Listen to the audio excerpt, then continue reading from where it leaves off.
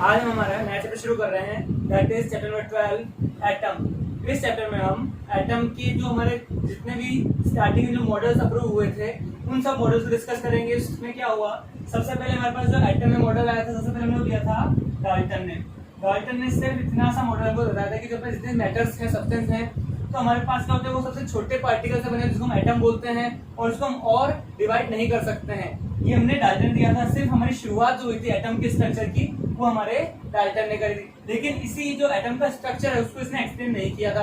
और डाल्टन का structure atom का स्ट्रक्चर हमको सबसे पहले दिया था थॉमसन ने। बाद में क्या हुआ था, ये थॉमसन का स्ट्रक्चर मॉडल है एटम स्ट्रक्चर, ये फेल हो गया था। फिर बाद में हमें रदरफोर्ड और बोहर इन्होंने मॉडिफाइड हमको एटम के स्ट्रक्चर के लिए मॉडल दिया था। ठीक है, तो हम बात करते हैं सबसे पहले जो थॉमसन का मॉडल था उसी खास बात की थी। जो थॉमसन का मॉडल था उसने सबसे पहले ये बात कही थी कि जो हमारा एटम है, एटम के अंदर जो पॉजिटिव चार्ज है वो क्या है, एक स्फीयर में चारों तरफ स्प्रेड हुआ है। मतलब जो हमारे पास एटम है सब first of all sphere form में है और जो स्फीयर है पूरा पॉजिटिवली चार्ज है। और जो हमारा जो एटम का मास होता है, एंटायर मास उस पॉजिटिव चार्ज के कारण ही होता है। फिर उसने एक बात और कही थी कि हमारा एटम है it is electrically neutral. Electrically neutral का मतलब ये है कि हमारे एटम के अंदर जितना पॉजिटिव चार्ज है उतना ही नेगेटिव चार्ज है। तो इस मॉडल के अकॉर्डिंग जो हमारे पॉजिटिव चार्ज है वो तो हमारे पास स्फीयर में चारों तरफ फैला हुआ है, लेकिन जो नेगेटिव चार्ज होता है वो क्या होता है ये बीच में हमारे पास ये प्लम पुडिंग मॉडल या वाटरमेलन की जो होता है, वाटरमेलन के अंदर जो बीज होते हैं हमारे पास, सीड्स जो होते हैं वो इससे फैले हुए होते हैं। उसी तरह हमारे पास एटम के अंदर भी जो नेगेटिव चार्ज है ये बीच में सिचुएटेड होते हैं। और साथ ही जो नेगेटिव चार्ज है इस तरह से होते हैं कि जो टोटल नेगेटिव चार्ज है वो पॉजिटिव चार्ज के इक्वली रहे, ताकि क्या होगा, इससे हमारे पास इलेक्ट्रिकली न्यूट्रल रहेगा। जितना पॉजिटिव चार्ज है उतना ही नेगेटिव चार्ज रहेगा। तो ये उसी कुछ खास बातें जो थॉमसन मॉडल ने दी थी, लेकिन बाद में जाकर क्या हुआ, ये मॉडल फेल हो गया। फेल होने का कारण क्या था, इसकी बहुत सारी लिमिटेशन थी। जो इसकी लिमिटेशन थी, इसकी सबसे पहली लिमिटेशन ये थी कि हमारे पास जब भी हम किसी एटम के लिए स्पेक्ट्रम बनाते हैं तो इसके जो एटम्स हाइड्रोजन के या जो दूसरे एटम्स हैं उनके स्पेक्ट्रम्स के अंदर स्पेक्ट्रल लाइंस का ओरिजिन हुआ था। मतलब जो स्पेक्ट्रल लाइंस दिखी तो उसका इसके पास कोई रीजन नहीं था। उसको हमारे पास जो थॉमसन मॉडल है इस लॉजिक को वो उस रीजन को एक्सप्लेन नहीं कर पाया। सेकंड जो इसके पास जो थॉमसन मॉडल है इसकी जो सेकंड लिमिटेशन थी वो थी जब रदरफोर्ड का एक्सपेरिमेंट हुआ था, तो रदरफोर्ड के एक्सपेरिमेंट हमने कहा था कि जो अल्फा पार्टिकल हैं वो बहुत लार्ज एंगल पर भी स्कैटर हो जाते हैं। तो जो अल्फा पार्टिकल्स की जो स्कैटरिंग है उस स्कैटरिंग को एक्सप्लेन करने में भी ये हमारा जो थॉमसन मॉडल था ये फेल हो गया था, ये इसकी लिमिटेशन थी। फिर बाद में हमारे पास जो एटम का जो नेक्स्ट हमको मॉडल दिया था वो था हमारे पास रदरफोर्ड का।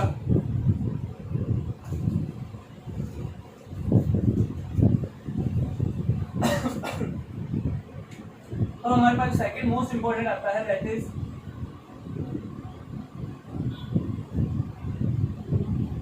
Rutherford's model for atom.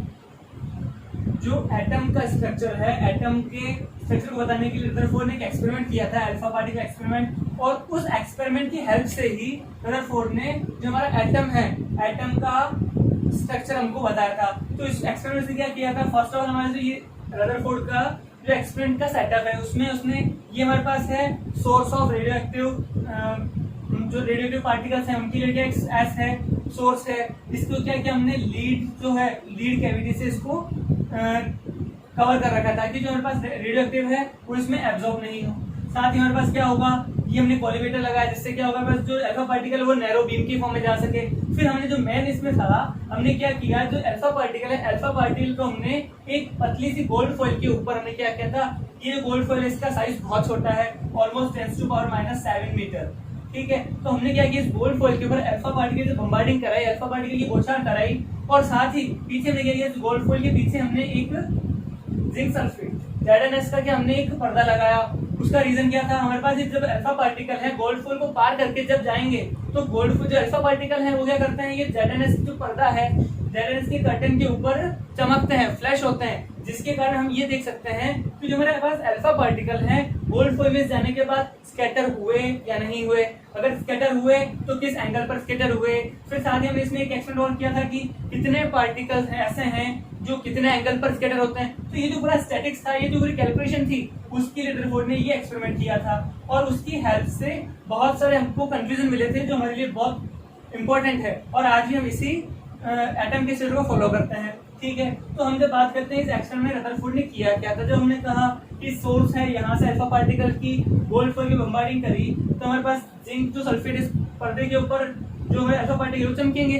तो उसने इसके अंदर क्या किया कि हमारे पास जो अल्फा पार्टिकल है, most of the alpha particle, हम बात करते हैं इसकी ऑब्जर्वेशन की। ऑब्जर्वेशन ये है कि हमने जो एक्सपेरिमेंट के बाद में हमने जो ऑब्जर्व किया, जो पहला ऑब्जर्वेशन ये था कि most of the alpha particle pass through straight from the gold foil. जो गोल्ड फॉइल है उसमें से most of the alpha particle क्या हुए, सीधे निकल गए। मतलब ये था कि जो एटम है, एटम के अंदर से कोई ऐसा सिचुएशन नहीं थी कि जो अल्फा पार्टिकल किसी से कोलाइजन हो और कोलाइजन करके उनका कोई स्कैटरिंग हो या किसी एंगल पर स्कैटर हो। तो मोस्ट ऑफ द पार्टिकल क्या थे, most alpha particles passes straight from gold foil। मतलब ये थी कि हमारे पास जितने भी अल्फा पार्टिकल बम्बार्डिंग करी थी उसमें मोस्ट ऑफ द सीधे निकल गए, बीच में कहीं भी कोलाइजन नहीं हुआ। फिर जो इसका सेकंड ऑब्जर्वेशन ये था कि बहुत कम पार्टिकल ऐसे थे जिसमें क्या हुआ, जो हमारा अल्फा पार्टिकल है किसी एंगल के ऊपर स्कैटर हो गया। ऑलमोस्ट 0.14% ऐसे पार्टिकल थे जो क्या हुए, सिर्फ 1 डिग्री एंगल पर स्कैटर हुए। मतलब बहुत कम पार्टिकल ऐसे थे जो क्या हुए, स्कैटर होते हैं। लेकिन साथ ही जो सबसे बड़ा ऑब्जर्वेशन था, जो चौंकाने वाला था, वो ये था कि लगभग 8000 अल्फा पार्टिकल में से एक पार्टिकल ऐसा आता है जो 180 डिग्री के ऊपर स्कैटर हुआ। इसका मतलब ये है कि इतने सारे पार्टिकल में से एक पार्टिकल तो ऐसा है जो क्या हुआ, सीधा गया, ठीक है, गोल्ड फॉइल से टकराने के बाद में वो क्या वापस अपनी उसी डायरेक्शन पर आ गया 180 डिग्री के एंगल पर। तो ये बहुत बड़ा ऑब्जर्वेशन था, जिसके कारण हमें ये पता पड़ा कि ये जो ऑब्जर्वेशन है इसकी हेल्प से जो रदरफोर्ड है उसने एक अनुमान लगाया कि हमारा जो एटम है वो किस तरह का हो सकता है। ठीक है, चलिए हम बात करते हैं कि जो हमारे पास ऑब्जर्वेशंस हैं, इस ऑब्जर्वेशन हमने ग्राफ में देखा। तो ग्राफ में ये है कि जो बहुत सारे पार्टिकल्स हैं उसमें स्कैटरिंग बिल्कुल भी नहीं है। जो बहुत सारे जितने almost most of the particles हैं जिसमें स्कैटरिंग नहीं हुई, और लास्ट में आकर तो ये हुआ कि बहुत कम पार्टिकल्स हैं जो 180 डिग्री के ऊपर स्कैटर हो रहे हैं। अब हम बात करते हैं कि ये जो स्कैटरिंग हो रही है 0 डिग्री पर भी हो रही है, 90 डिग्री पर भी है, या फिर हम कहें कुछ पार्टिकल, बहुत रेयर पार्टिकल ऐसे हैं जो 180 डिग्री पर भी स्कैटर हुए। इस स्कैटरिंग को रदरफोर्ड ने एक्सप्लेन कैसे किया, और उस एक्सप्लेनेशन की हेल्प से जो हमारे पास रदरफोर्ड, जो हमारे पास एटम है, एटम का स्ट्रक्चर किस तरह से दिया।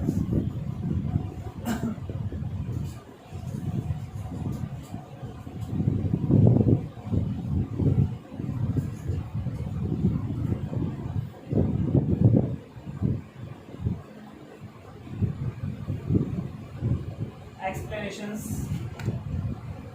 of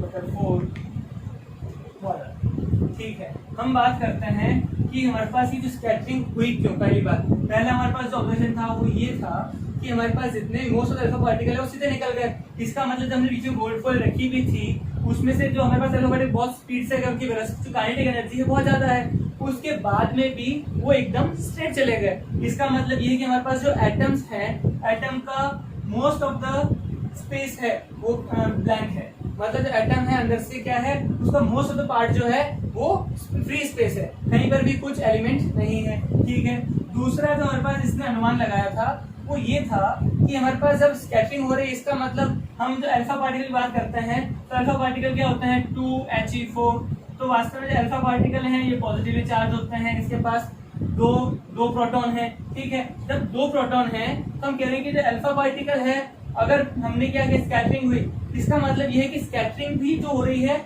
वो एक बहुत कम जगह से हो रही है। इसका मतलब ये है कि हमारे पास जो एटम है, एटम का जो पॉजिटिव चार्ज है वो एक ही जगह पे है, कंसंट्रेट है, वो सेंटर्ड है एक ही जगह पर। तो ये जो उसका दूसरा अजम्पशन था, और उस अजम्पशन की हेल्प से ही इसने इस स्कैटरिंग को क्या किया था, एक्सप्लेन किया था।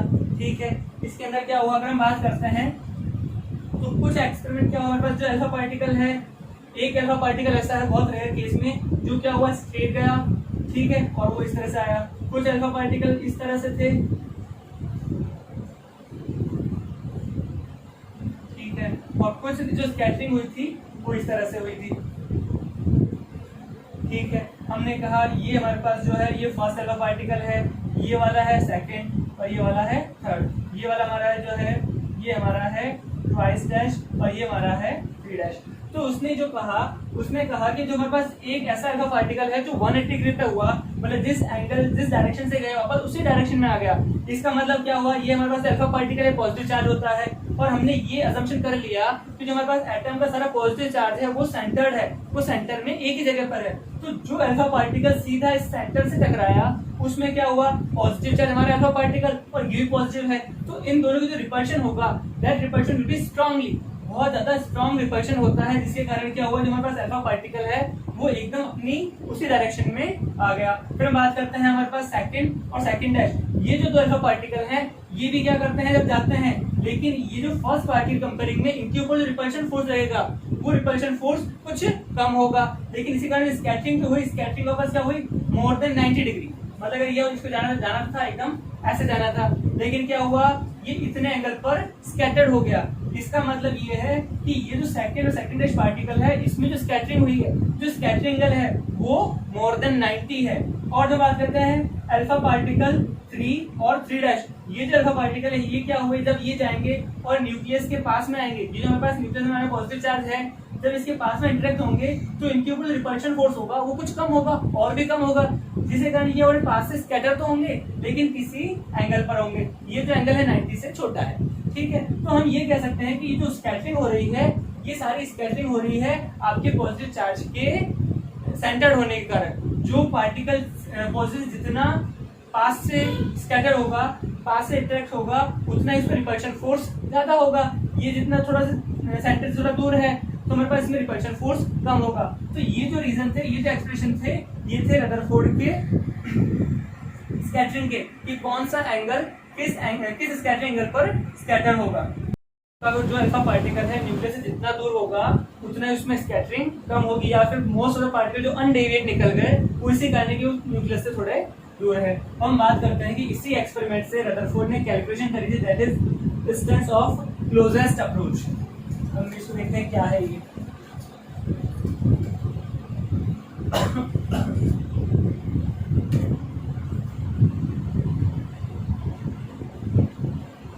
डिस्टेंस ऑफ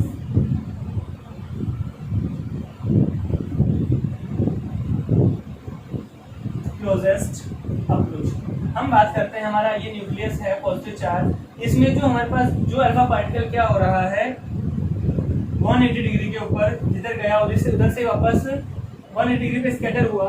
अगर हम इस अल्फा पार्टिकल ध्यान से देखते हैं तो क्या होता है, ये जो अल्फा पार्टिकल है इसकी काइनेटिक एनर्जी क्या है, स्टार्टिंग बहुत ज्यादा है, ये काइनेटिक एनर्जी धीरे धीरे क्या होगी, यहाँ तक आते आते रिड्यूस होगी, इसकी काइनेटिक एनर्जी धीरे कम होगी, स्पीड कम होगी। लेकिन साथ ही हम बात ये करते हैं कि क्या हो रहा है, जितना ये अल्फा पार्टिकल इस न्यूक्लियस के पास में आएगा उतना क्या होगा, हम कहेंगे कि रिपल्शन फोर्स होगा, और रिपल्शन फोर्स के अगेंस्ट अल्फा पार्टिकल जा रहा है, इसकी काइनेटिक एनर्जी धीरे धीरे रिड्यूस होगी। लेकिन इस अट्रैक्शन रिपल्शन फोर्स के कारण जो है रिपल्शन फोर्स के अगेंस्ट काम कर रहा है, इसमें क्या होगा, इसके कारण इसमें पोटेंशियल एनर्जी इंक्रीज हो जाएगी। और क्या हुआ, यहाँ तक आते हैं हम ये कहते हैं कि ऐसा एक सेंटर से ऐसा r0 डिस्टेंस है, इस डिस्टेंस के ऊपर क्या होगा, इस पॉइंट के ऊपर जो आपका अल्फा पार्टिकल है उसकी काइनेटिक एनर्जी बिल्कुल जीरो हो जाएगी, और वो फॉर अ शॉर्ट सेकंड वो एक सेकंड रुक भी जाएगा। लेकिन फिर क्या हो, यहाँ पर काइनेटिक एनर्जी जीरो हो गई, लेकिन रिपल्शन फोर्स के अगेंस्ट जाने के कारण उसके अंदर क्या होगा, एक पोटेंशियल एनर्जी स्टोर हो जाएगी, और उस पोटेंशियल एनर्जी के कारण ही क्या हो रहा है, आपका अल्फा पार्टिकल वापस इधर आ गया। तो ये इसको हम बोलते हैं जो शॉर्टेस्ट डिस्टेंस है, कि इसके आगे अल्फा पार्टिकल नहीं गया, या फिर इस डिस्टेंस के बाद में आपका जो अल्फा पार्टिकल उसने अपने पाथ को रिट्रेस किया, जिसे हम बोलते हैं क्लोजेस्ट अप्रोच, कि आप न्यूक्लियस से जितना क्लोज गए, ठीक है। तो हम इसको कैलकुलेट करेंगे। साथ ही हम इसको कई जगह ऐसा भी कहते हैं कि ये जो डिस्टेंस होता है इसको हम साइज ऑफ न्यूक्लियस से बोल सकते हैं। ऑलमोस्ट ये जो हमारे न्यूक्लियस है, न्यूक्लियस के बहुत पास में आके 180 डिग्री पे होता है, इसका मतलब हम ऑलमोस्ट ये कह सकते हैं कि ये जो डिस्टेंस है ये हम बोल सकते हैं जो हमारे न्यूक्लियस है, न्यूक्लियस का एक तरह से रेडियस, थोड़ा बहुत इसमें डिस्टेंस होता है, थोड़ा बहुत ये वेरी करता है, लेकिन ऑलमोस्ट ये न्यूक्लियस का साइज हो सकता है, न्यूक्लियस का रेडियस हो सकता है। इसका मतलब क्या हुआ, काइनेटिक एनर्जी हमारी होती है, kinetic energy is equal to half mv²। इस काइनेटिक से आपका जो अल्फा पार्टिकल जा रहा था यहाँ तक आता है, क्या हुआ, अभी काइनेटिक एनर्जी बिल्कुल खत्म हो गई, और पोटेंशियल एनर्जी मैक्सिमम, ठीक है, उसी कारण आपका पार्टिकल रीटेस्ट करता है। लेकिन ये जो पॉइंट है, इस पॉइंट के ऊपर क्या हुआ, आपकी काइनेटिक एनर्जी और पोटेंशियल एनर्जी दोनों बराबर हो गए, तभी आपका पार्टिकल कुछ फॉर अ शॉर्ट सेकंड रुक गया, ठीक है। तो काइनेटिक एनर्जी बोलते हैं हाफ mv², ठीक है। What will the potential energy, तो पोटेंशियल एनर्जी को जब हम कैलकुलेट करेंगे तो पोटेंशियल एनर्जी का हमेशा एक फिक्स फॉर्मूला हमने पहले भी कैलकुलेट किया है कि जिस पॉइंट के ऊपर आप पोटेंशियल एनर्जी फाइंड कर रहे हो, फर्स्ट ऑफ ऑल उस पॉइंट का पोटेंशियल कितना है, सेकंड थिंग उस पॉइंट के ऊपर आप कितने चार्ज को ला रहे हो। तो हम बोलेंगे potential energy will be potential at that point multiply by charge, ठीक है। चलो हम बात करते हैं पोटेंशियल एनर्जी कैलकुलेट करते हैं। What is the potential at this point, तो पोटेंशियल को हम कैलकुलेट करते हैं, हम जानते हैं कि Q/R अच्छे से जानते हैं, ठीक है। साथ में चार्ज, हम चार्ज ला रहे हैं अल्फा पार्टिकल चार्ज होगा ट्वाइस E, 2 प्रोटॉन, ठीक है। हम बात करते हैं K की वैल्यू होती है 1/4πε0 Q हम बोल रहे हैं कि ये जो पोटेंशियल है किसके कारण है, इस न्यूक्लियस के कारण है। तो न्यूक्लियस हम बोल सकते हैं कि न्यूक्लियस कौन सा है जो ये पोटेंशियल प्रोड्यूस करने वाला है। हमने कहा इसके पास Z इसका एटॉमिक नंबर है, तो इसके पास Z ही प्रोटॉन होंगे, तो हमने इसका चार्ज बोल दिया ZE अपॉन हम R को लेंगे R0, जिसके ऊपर हम पोटेंशियल कैलकुलेट कर रहे हैं, मल्टीप्लाई बाय ट्वाइस E। ये हमारा हो गया फर्स्ट, ये हमारा हो गया इक्वेशन नंबर सेकंड। और ये जो हमारे पास डिस्टेंस है R0, इस पॉइंट के ऊपर जो काइनेटिक एनर्जी है, जो पोटेंशियल एनर्जी है, दोनों क्या हो जाएंगे, इक्वल हो जाएंगे, ठीक है। अगर हम इक्वेशन फर्स्ट और सेकंड को इक्वल करते हैं, हमारे पास आएगा half mv² is equal to ZE upon 4πε0 R0 multiply by twice E। हमें चाहिए R0 को हम फाइंड करते हैं तो हमारे पास क्या आएगा, R0 will B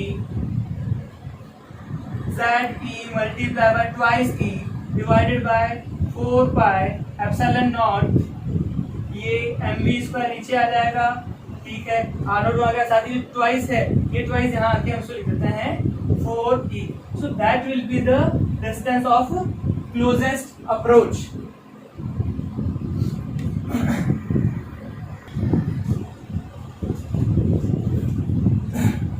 Rutherford model का जो नेक्स्ट इसमें टॉपिक है, रदरफोर्ड ने एक टर्म और इंट्रोड्यूस करी थी, that was impact parameter.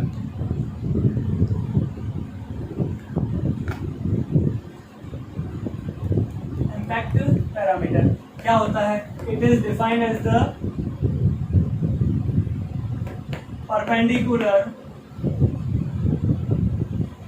Distance of initial velocity of the alpha particle from the central line of the nucleus, the perpendicular distance of the alpha particle, initial velocity of alpha particle from the central line, it is defined as the impact parameter। ये इसका मतलब क्या है, हमारे पास ये क्या है, nucleus है, तो न्यूक्लियस की हमारे पास जो सेंटर लाइन है, इसको हम बोलेंगे सेंटर लाइन, ठीक है। इस सेंटर लाइन से परपेंडिकुलर डिस्टेंस अगर जितना ज्यादा होगा, इनिशियल वेलोसिटी हमारे अल्फा पार्टिकल इनिशियली कहाँ थे, अगर हमारे पास अल्फा पार्टिकल इनिशियली यहाँ था तो हमारे पास क्या होगा, ये जो डिस्टेंस है इसको हम बोलेंगे इम्पैक्ट पैरामीटर। तो इम्पैक्ट पैरामीटर हम बोलते हैं बी से, तो हमारे पास जो इम्पैक्ट पैरामीटर बी है, ये क्या होगा, इम्पैक्ट पैरामीटर जितना ज्यादा होगा उतना ही हमारे पास जो स्कैटरिंग है, स्कैटरिंग एंगल कम होगा। हम स्कैटरिंग एंगल क्या बोलते हैं, हमारे पास जो डायरेक्शन है अल्फा पार्टिकल की, वो भी डायरेक्शन से कितना डेविएट हुआ, तो थीटा होता है, थीटा हमारे पास बी से अपोजिट चलता है। बी की वैल्यू जितनी ज्यादा होगी, इसका हम ये कहेंगे सेंट्रल लाइन जो हमारे पास न्यूक्लियस की सेंट्रल लाइन है, सेंट्रल लाइन से जितना ज्यादा डिस्टेंस होगा, जितना डिस्टेंस से आपका अल्फा पार्टिकल जा रहा है उतना ही उसमें स्कैटरिंग कम होगी। और ये अगर अल्फा पार्टिकल जो बी की वैल्यू है, बी की वैल्यू अगर ये होती, इसका मतलब अगर हमारा अल्फा पार्टिकल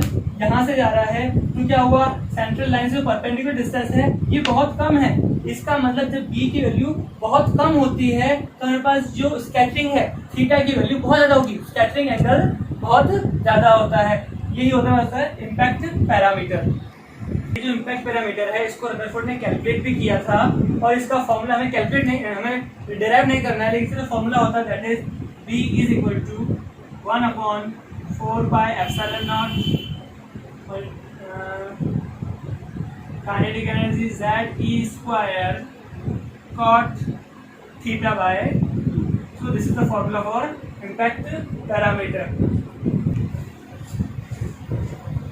अब लास्ट में हम इस मॉडल के सारे जो की पॉइंट्स हैं जो हमारे पास रदरफोर्ड मॉडल है उसके सारे जो कंक्लूजन है उसको हम पढ़ लेते हैं। रदरफोर्ड का जो एक्सपेरिमेंट था, जो उसने एटम का स्ट्रक्चर दिया था, उसका पहला कंक्लूजन क्या था? Most of the part of the atom is free space. ठीक है। सेकंड, उसने हमारे पास क्या कहा था कि जो हमारा पॉजिटिव चार्ज है वो क्या होगा? सेंटर्ड होगा, सेंटर्ड पॉजिटिव चार्ज। साथ ही एक बात और बोली थी कि हमारे पास जो एटम का मोस्ट ऑफ द मास है वो इस पॉजिटिव चार्ज के कारण ही होता है, जो सेंटर है न्यूक्लियस के कारण ही होता है। दूसरी बात हम कहते हैं कि हमारे पास जो ये हमने बात करी पॉजिटिव जो हमारे पास सेंटर्ड है इसको हम बोलते हैं न्यूक्लियस। और ये न्यूक्लियस है, न्यूक्लियस का साइज बहुत छोटा होता है। कितना छोटा होगा? इसका साइज होता है 10⁻⁻15 मीटर की ऑर्डर का। ठीक है। और हमारे पास जो एटम का साइज होता है ये ऑलमोस्ट 10⁻10 मीटर। तो हमारे पास एटम की कंपेयरिंग में जो हमारे पास न्यूक्लियस है, न्यूक्लियस का साइज बहुत छोटा होता है। ठीक है। थर्ड, हम बात करते हैं कि हमारे पास जो एटम है, एटम क्या होता है? इलेक्ट्रिकली न्यूट्रल है। इलेक्ट्रिकली न्यूट्रल का मतलब क्या हुआ कि जितना पॉजिटिव चार्ज है उतना ही नेगेटिव चार्ज है। और हम पहले कहते हैं कि हमारे पॉजिटिव चार्ज क्या है? सेंटर्ड है न्यूक्लियस के अंदर। तो जो इलेक्ट्रॉन्स होंगे, इलेक्ट्रॉन्स क्या करते हैं? Revolve around the nucleus. जो न्यूक्लियस है, न्यूक्लियस के अराउंड इलेक्ट्रॉन्स क्या करते हैं? रिवॉल्व करते हैं और अपनी अलग अलग ऑर्बिट्स में रिवॉल्व करते हैं। सिर्फ जब जैसे हमने ये कहा कि इलेक्ट्रॉन्स न्यूक्लियस के अराउंड क्या रिवॉल्व कर रहे हैं, तो सबसे बड़ी बात आती है कि अराउंड जो हमारे पास अगर रिवॉल्व कर रहे हैं तो उनके पास होना चाहिए सेंट्रीपिटल फोर्स।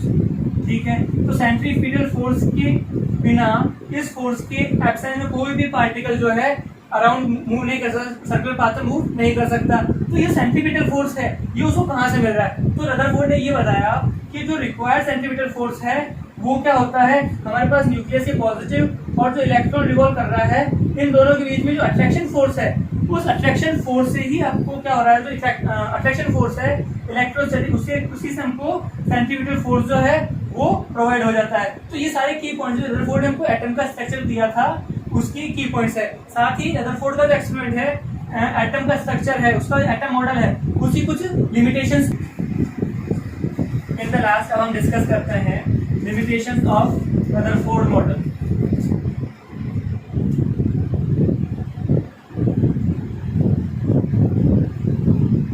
जो इसकी पहली लिमिटेशन थी, जैसा कि रदरफोर्ड ने बताया कि न्यूक्लियस के अराउंड क्या हो रहे हैं? जो हमारे पास इलेक्ट्रॉन है सर्कुलर पाथ में क्या हो रहे हैं? अलग अलग ऑर्बिट्स में रिवॉल्व कर रहे हैं। ठीक है। जब भी कोई इलेक्ट्रॉन क्या करता है, न्यूक्लियस के अराउंड पार्टिकल मूव कर रहा है, धीरे धीरे क्या होगा? इसकी जो एनर्जी है, एनर्जी क्या होगी? धीरे धीरे एनर्जी लूज होगी और उस एनर्जी लूज होने के कारण ये जो ऑर्बिट है, ऑर्बिट के साथ धीरे छोटा होता रहेगा और लास्ट में होगा ये इलेक्ट्रॉन्स इस न्यूक्लियस के अंदर ही गिर जाएंगे। लेकिन ऐसा पॉसिबल नहीं है। तो साथ ही ये कह रहे हैं कि जो इलेक्ट्रॉन्स है, इलेक्ट्रॉन से क्या होगा? जो एनर्जी रेडिएट हो रही है इसके फॉर्म में, इलेक्ट्रोमैग्नेटिक वेव्स की फॉर्म में जो हमारे पास रेडिएशन निकल रही है, जिसके कारण क्या होगा? इलेक्ट्रॉन्स की एनर्जी कम होगी और धीरे धीरे ऑर्बिट छोटे होते क्या होगा? इलेक्ट्रॉन्स न्यूक्लियस में एनर्जी। लेकिन ऐसा नहीं होता है और इसे वो रदरफोर्ड अपने एक्सपेरिमेंट से ही अपने मॉडल स्ट्रक्चर में एक्सप्लेन नहीं कर पाया। साथ ही जो प्रॉब्लम है हमारे पास स्पेक्ट्रम वाली, वो फिर इसमें आई। हुआ कि हम बात करते हैं कि अगर ये जो इलेक्ट्रॉन्स है साइज क्या होगा? धीरे धीरे लूज होगा, एनर्जी लूज होगी। तो साथ ही जो हमारे पास इलेक्ट्रॉन्स है उनकी जो एंगुलर वेलोसिटी है, फ्रीक्वेंसी है, तो ये दोनों क्या होंगे? कंटिन्यूअसली चेंज होंगे। और जिसके कारण क्या होगा? अगर ये फ्रीक्वेंसी और एंगुलर वेलोसिटी जब चेंज होते हैं तो जो स्पेक्ट्रम होगा, स्पेक्ट्रम भी एक कंटिन्यूअस होना चाहिए, उसमें सब तरह के पार्ट आने चाहिए। लेकिन जो हम बात करते हैं हाइड्रोजन स्पेक्ट्रम की, तो उसमें क्या होता है? उसमें हमें मिलता है लाइन स्पेक्ट्रम, जबकि हमें इस एटम के अकॉर्डिंग मिलना चाहिए एक कंटिन्यूअस स्पेक्ट्रम। तो इसे भी रदरफोर्ड अपने मॉडल के अंदर एक्सप्लेन नहीं कर पाया था। तो इन ये दो लिमिटेशंस है जो रदरफोर्ड एक्सप्लेन नहीं कर पाया था।